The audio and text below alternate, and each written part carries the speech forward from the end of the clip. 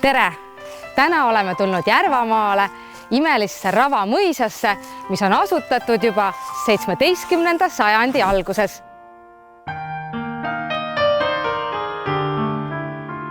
Kuigi see Rüütlimõis rajati 17. sajandil, ehitati kaunis peahoone alles 19. sajandi teises pooles. Tuleval aastal möödub maja valmimisest täpselt 150 aastat. Hoone on praegu ligi 600 000 euroga müügis ning seetõttu saame seal ka üsna vabalt ringi luusida.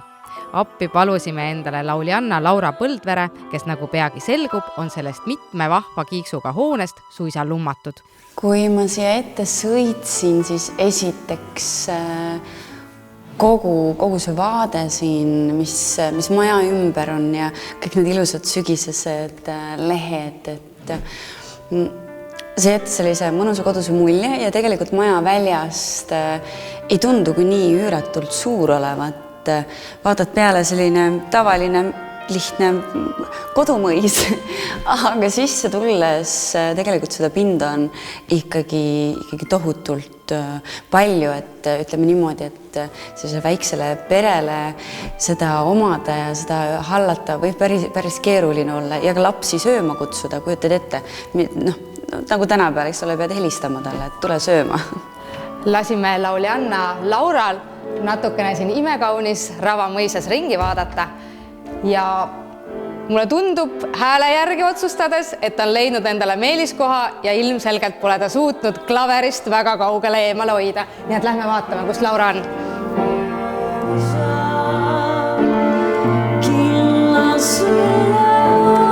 Tere, Laura! Tšau! Mulle tundub, et sa oled leidnud endale meeliskoha. Jaa, olen leidnud, jah. No kuidas tundub, kas see akustika on siin piisav? Jaa, akustika on väga-väga hea. See on nagu Muusikaakadeemia 4. korruse tualettruumis, kus ma alati käisin harjutamas. Alati kõik asjad kõlavad väga-väga hästi. Aga sa oled kindlasti nüüd vaadanud veel siin pisut ringi ja leidnud põnevaid kohti. Ma sooviks neid põnevaid kohti väga näha. Kas sa näitad meile natuke? Ma meelega näitan, sest ausalt öeldes, nagu me alguses rääkisime, siis tundus, et kõik on nii suur ja et kuidas sa harjud selle ruumiga, et oled harjunud sellise linnakorteriga, aga juba hakkab tunduma, et täitsa paras on. Tõepoolest, ruumi on selles majas palju, 650 ruutmeetrit ja suurem osa sellest on ka kauni sisu saanud.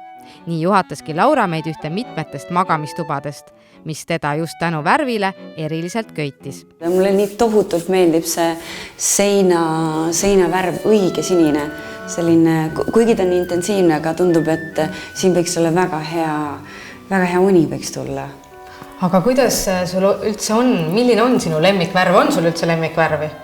Tead vist selles mõttes, et riietuse mõttes mul ei ole lemmikvärvi, aga ma kuidagi mõtlen, et võib-olla just nimelt sellise elamise mõttes, seinte mõttes vist äkki sinine ongi, sest mul endal kodus on ka teise korruses seinad.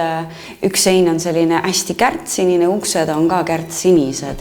Et kuidagi võib-olla see on selline rahu värv. Et sinine kuidagi millegi pärast võib-olla siis mere ja taevaga seostub rahu, hea une, heade mõtete tekkimise kohaga. No nii, see on siis minu söögituba. Ma juba hakkan omistama seda kotta vaikselt. Ma kujutaks küll väga hästi, et meil on alati olnud perega see traditsioon, et kui on pereõhtu söögiaeg, siis ongi see, et ikkagi laud kaetakse ilusti ära, ilus laudlina, küünlad, meeleolud, kuidagi see, et ikkagi toit ei ole lihtsalt see, mida sa manustad kuidagi, vaid see emotsioon ja kõik on tegelikult see, mis annab õige maitse ja õige täiskohu tunde. Et võib-olla ma ise olen muidugi kõige halvem näide praegusel ajal, et sõites tööle ja võib-olla on selline hektiline graafik, siis tihti peale minu hommiku ja lõunasöögid veedan ma roolis olles.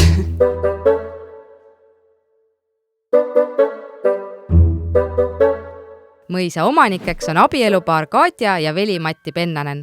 Nad elavad ise mõisas ning suvisel ajal pakuvad ka majutusteenust ning korraldavad seal pulmi ja muid suuri pidusid. Mõisa ajaloost on teada, et selle viimane aadlisoost omanik oli Marie von Stackelberg.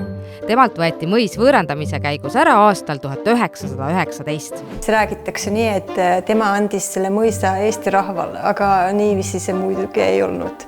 Jah, et see on lihtsalt selline ilus, et nii öeldakse, aga kõik ju teame, et kõik läks lihtsalt Eestile, et Eesti riigile, mitte Eesti rahvale.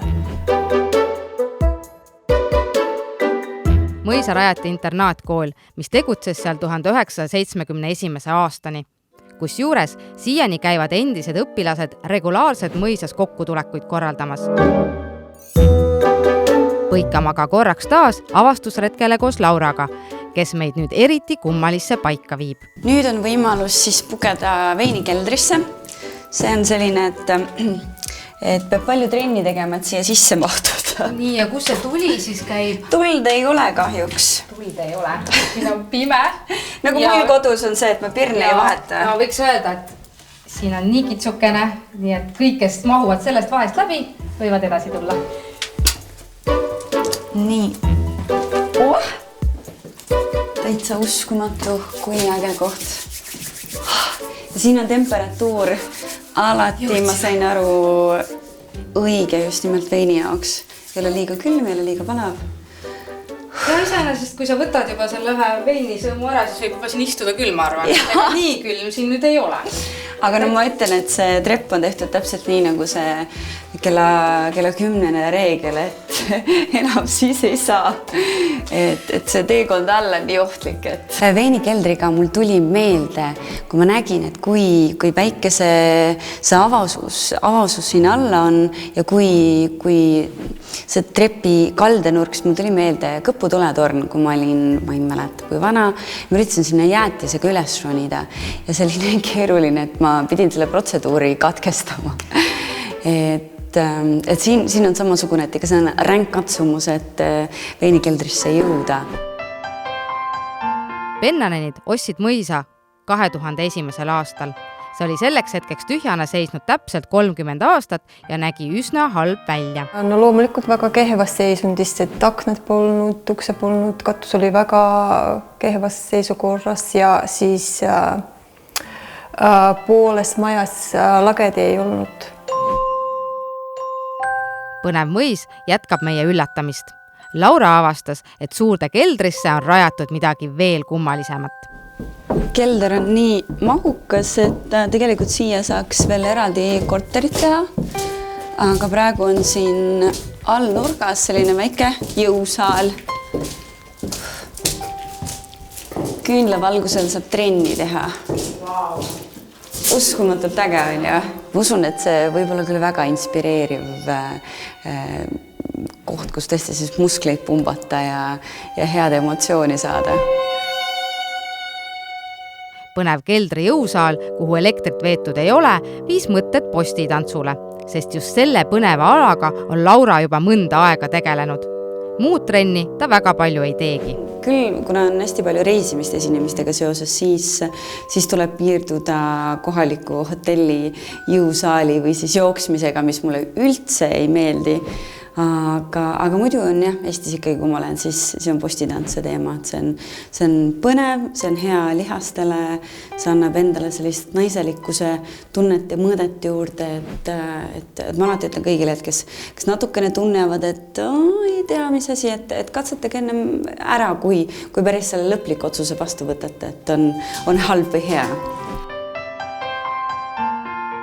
Tegelikult on selles majas aga veel ruumi, kuhu laieneda. Siin majas on üüratult tubasid ja juba omakorda see pööning. Alguses ma mõtlesingi, et ta on ühel korrusel, siis tuli kelder juurde, siis veel ülemine korrus, kus tegelikult tõesti, ma ei kütte ette mitu tuba seal võiks olla veel, 15-20 tuba, et tegelikult geniaalne kasutada seda ära külaliste majana, all saalides korraldada pidusid.